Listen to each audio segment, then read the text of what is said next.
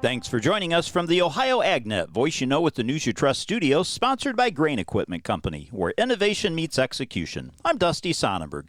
Well, partly cloudy skies, sunshine right now as we've got a temperature at 60 degrees. Looks like we're aiming for a high around 75. Nice dry conditions out there. Not a lot of breeze, but should still be another great day for harvest progress to continue in Ohio. This quick calendar reminder coming up on Friday, October the 18th. The College of Food, Ag, Environmental Sciences is going to be hosting a meeting down in Caldwell, Ohio with Noble County Extension. It's the October's Farm Talk Breakfast. They're going to extend it actually into a field day that's going to focus on fencing options and fence building. Now, the clinic will invite any landowners or anybody interested in installing fence on their property to join the Eastern Ag Research Station to learn about the latest developments in fencing materials and tools with experts who use them every day. The fencing professionals will be in attendance to provide demonstrations and answer any of your questions throughout the morning.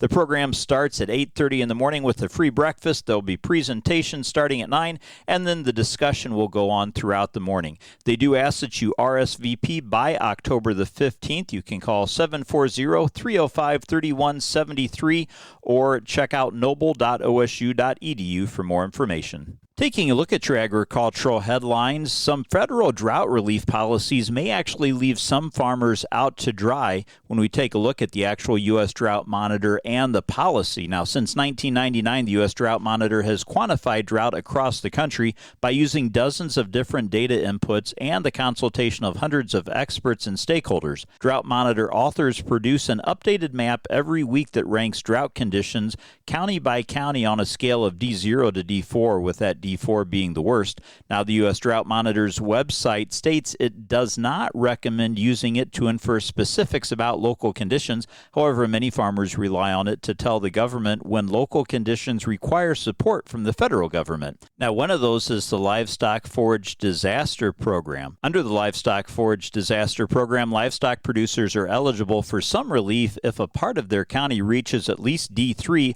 or extreme drought on the monitor for any amount of time, or is classified as being in D2 or a severe drought for 8 consecutive weeks. Now, because this bout of severe drought began so late in the year for many Midwest states, it could mean that some people who relied on drought relief programs last year will not be eligible for them this year. Now, that's why some experts who work directly with farmers say the policy is flawed. Missouri state climatologist Jack Leeser is involved in the process of developing the Drought Monitor, and while he thinks the Drought Monitor is good scientifically for depicting drought, he said the policies that determine when emergency relief kicks in may be prone to leaving farmers out to dry.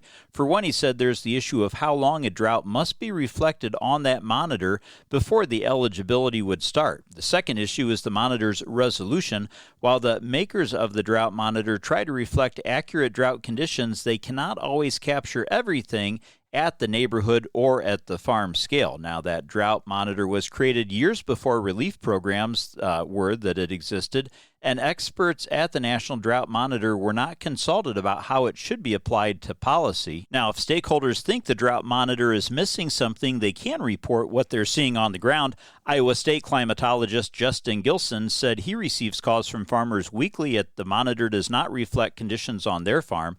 And anyone, not just farmers, can send in pictures and observations of drought conditions at their website, which is droughtmonitor.unl.edu. Let's take a look now at your weather forecast brought to us by Seed Consultants. Simply better performance online at seedconsultants.com. Sunny, warm, dry for the rest of today. I'm Chief Meteorologist Ryan Martin. Quick forecast update for you. We are, basically trouble-free in our forecast for most of the upcoming 10 days, the 2-week period. We are watching a disturbance come through Michigan as we move through the Saturday night, Sunday time frame. Watching clouds come down into Ohio, but right now I'm not convinced we see as much moisture.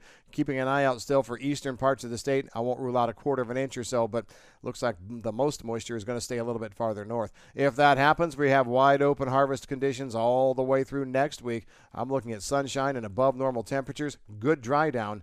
I'm Ryan Martin. Thanks, Ryan. Stay tuned. We'll be back to take a look at your markets after this. Let's get an analysis on today's markets from Leist Mercantile. This update brought to us by Brandt, helping growers take control for over 70 years. I'm Ryan Metzger with Leist Mercantile, providing your Friday market recap. We began this week with supportive USDA quarterly report on corn and geopolitical escalation in the Middle East. But with harvest upon us and weather models showing rainy forecasts for South America in the next week and a half, as they try to get their crops planted, we're seeing a lid put on prices. Keep an eye on how Israel responds to Iran. Any escalation will be bullish for corn and wheat, and any meaningful rains that are happening in Brazil and Argentina will be bearish for soybeans. Please visit our website, leistmercantile.com, to learn more about our grain marketing program and crop insurance services. Thanks, Ryan. Let's take a look now at your markets, brought to us by Seed Consultants. Simply better performance online at seedconsultants.com. December corn is trading down 2 3/4 cents at $4.25 1/2 cents. November soybeans up 2 3/4 at $10.48 3/4 cents.